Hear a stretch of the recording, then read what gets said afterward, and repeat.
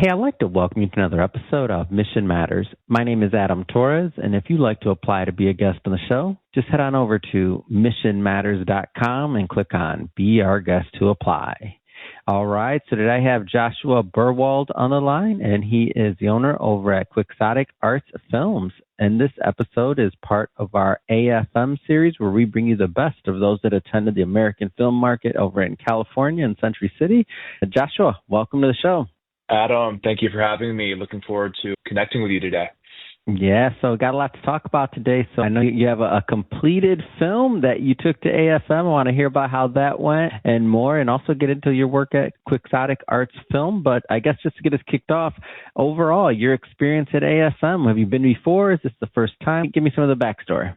This was my first time, so I was really coming in as a wide-eyed novitiate. And it was interesting. It was a fascinating thing. We had a film that we made about 10 years ago, and we just didn't know marketing. We didn't know connections. We aren't quote-unquote industry people. We just love making movies and love telling stories. And so we made a small little film for about $5,000 called Panopticon that we just put it on Amazon Prime. We distributed it, self-distributed. It's on Tubi. And it's interesting because lately it's gotten a little bit of a buzz. There's some people who saw it and they said, oh, where was this? Like, why didn't we see it? And so we realized for our next one that we just finished that we need to start playing the quote-unquote Hollywood game. Get involved, meet people, make connections. And so I took the plunge and went out to AFM for my first time about a month ago. I can't believe it's been a month already. Yeah. Wow. So what was that like finishing that first film? I got to go there first. And then you got it in at some would say an amazing budget. Talk to me about that, man. I need some backstory here. So basically, it's if you love what you do, you can create anything, right? It's just a matter of having a platform to make something good and have a story. So I'm partners with this guy, Jeff Thielen. He's my business partner and co-owner in Quixotic Arts. And I actually was booked on as an actor, and we were filming nights and weekends. We were filming bootstraps, pulling it up, just people pitching in and doing every little thing. Like I was the lead actor, but there were times where I was holding lights and I was running the boom mic and I was doing all this and all that. And we got into it, and about halfway through it, you realize how deep the water is you're swimming in, how deep the pond is. And he vented some frustrations to me. I was like, let me pick up this piece of it. I have a business degree. I actually own a swim lesson business as well. And so I was like, let me pick up some pieces of it. And we realized we work well together. He's on this pure creative, and I kind of straddled the creative and business end of things. And we worked well together. So we finished it and put it out. We didn't know much in terms of connections. We didn't know much in terms of people.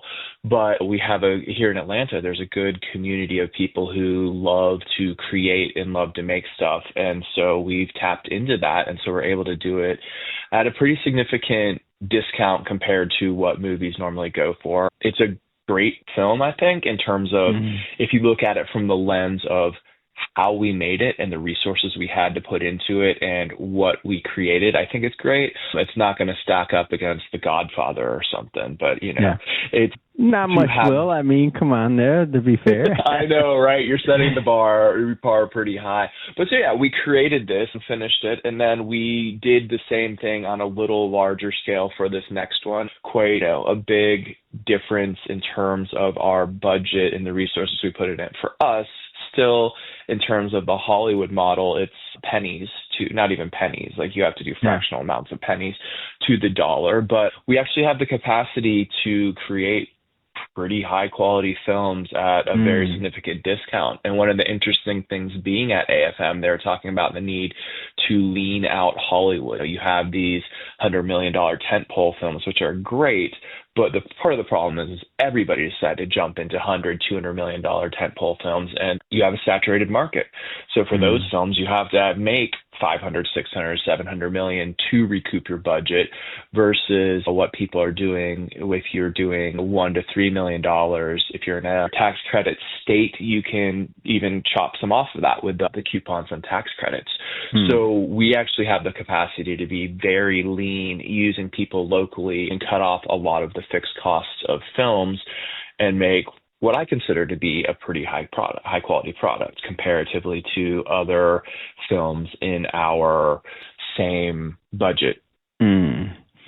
I'm curious on what it was like to go to AFM this year with a completed film. Like, talk to me, for those that maybe haven't attended before, like, what was your experience like?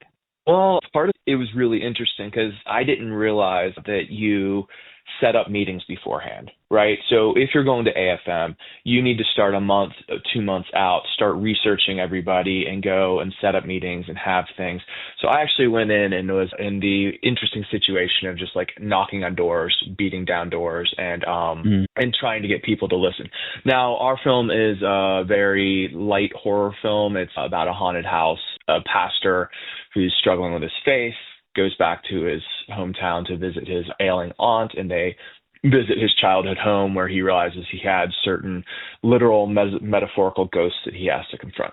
Horror is hot right now. So I was able to get indoors. I was able to talk to people, and it was to make connections, really, to talk to people who, even if they're not interested in this film, we have a really, really cool slate coming up of more traditional horror films, and then also a couple other films that we can make at a low budget. So we're still working through the details on this film, but then there's also our upcoming slate, which there's the capacity to really make stuff where we'll have to have a higher budget, actually qualify for the Georgia tax credits, which it's a minimum of $500,000 and you get 30%.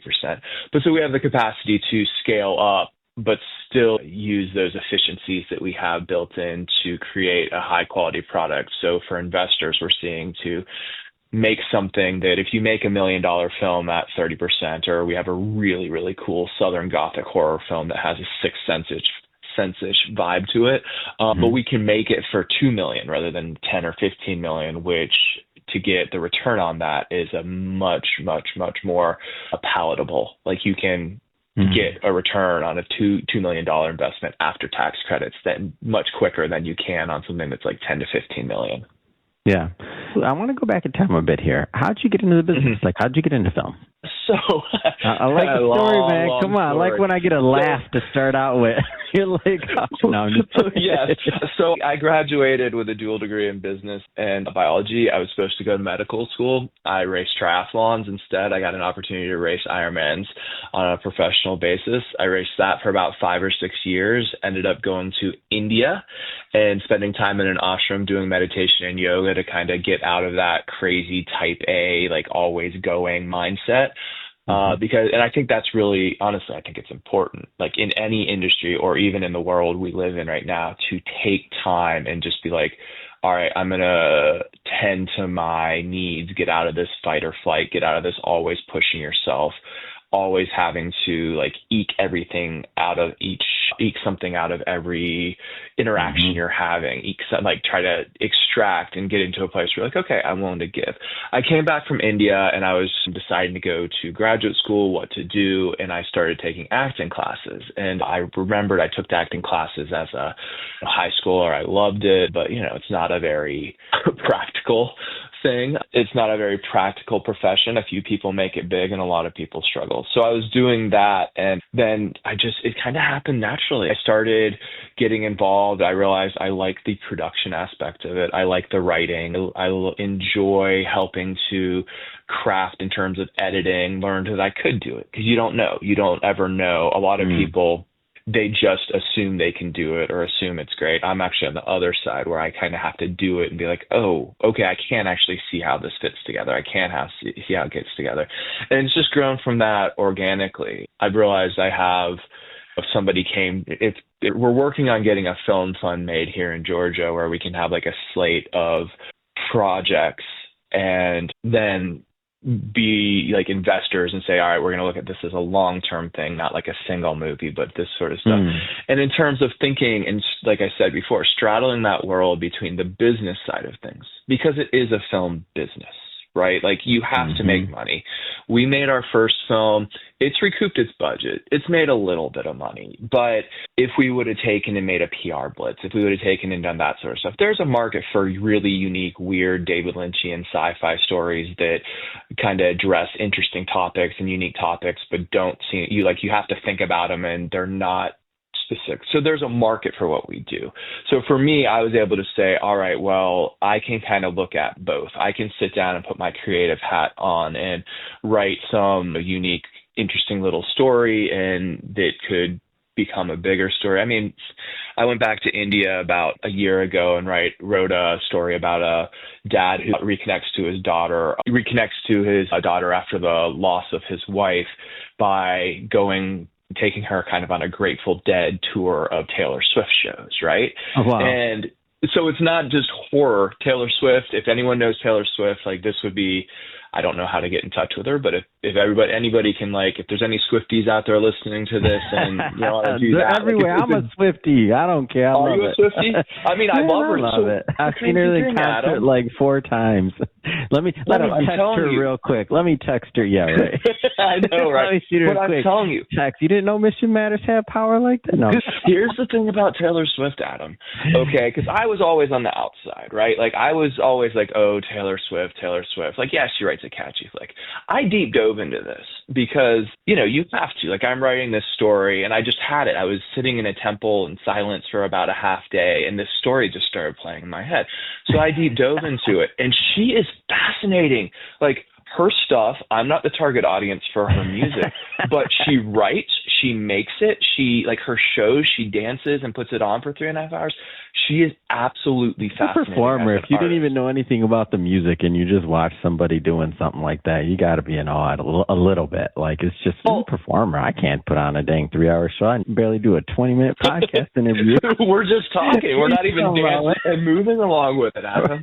But with her, like, it is. You get the feeling with her that even if she had gone into some other business, if she has found some other profession, she would be at bars singing her songs at night. Like, that's the person she is. She would be doing that, and she creates, and she loves her fans. And I actually, like, I had listened to her stuff, and I enjoy it now for what it is, right? Like, and I think I was always pretentious. One of the reasons I laughed before when you asked me, like, I actually grew up playing piano, and I played a saxophone solo in Carnegie Hall at a point. Like, I've done all sorts of interesting, weird stuff.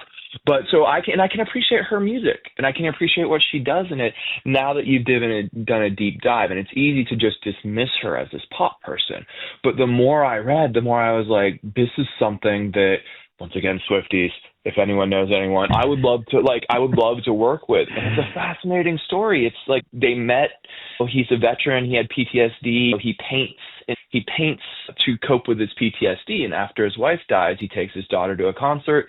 And then he paints it afterwards, and someone snaps a picture of it. Like, he paints a picture of the concert with his wife in there, and it becomes this internet sensation. And so he sells them to get to the next concert. And so that's how he takes his 11-year-old daughter, who's a huge Taylor Swift fan, and to cope with after missing his wife.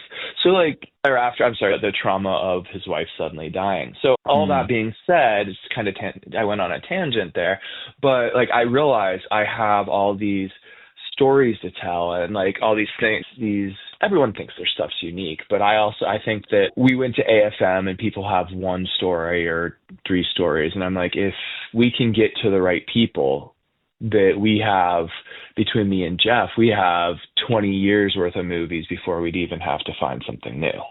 I love it. And that's that's the thing. And it's interesting because I'm going to touch on this and pivot just a second. I don't know. Are you aware, Adam, of the woman who got acid dumped on her in Savannah? Okay. So this was a while ago? No, this was like 6 or 7 days ago. I didn't hear that. Oh, no. So one of the things is film comes from story. Story comes from connection, comes from basically you go into the mists of history, and there were cave people drawing. There's always been story. There's always been myth, and common myths are how we come together as a society. This woman who got acid dumped on her, she was a friend of mine from high school. And she's someone who I would see once or twice a year. She's really good friends with the woman who I grew up next to, their family. Like, we spent times playing in the cul-de-sac, playing baseball together. These are people that we knew. And so one of the things we're doing right now that I have to kind of promote is I'm putting together a series of short films that we're going to post to YouTube to raise money for her. Okay. And so this connection of people and how films, how movies, how stories can bring us together, and then how we can take that to make a bigger good, right? Like, contribute somehow to the common good and build up society and build up humanity in general, I think is something that we've moved away from. And if there's anybody out there interested in this, our YouTube thing is Quixotic Arts, Quixotic Art, and then you can find me at Josh on Instagram and everything.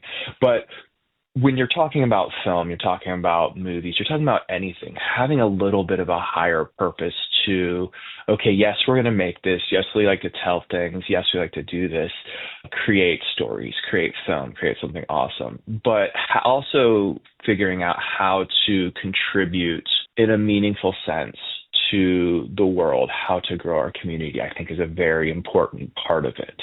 Yeah, I think it's wonderful. I think it's wonderful what you're doing and that you're taking it a step further. You know what I mean? There can be different ways to use an art form to help others, to bring awareness for a lot of different things. So I think it's great. Mm-hmm. I think that's something that, like, in our society that if you look back, we created great things. Like, you look at some of these temples, you look at the Notre Dame Cathedral, you look at the pyramids. Like, as a humanity, we built these big things.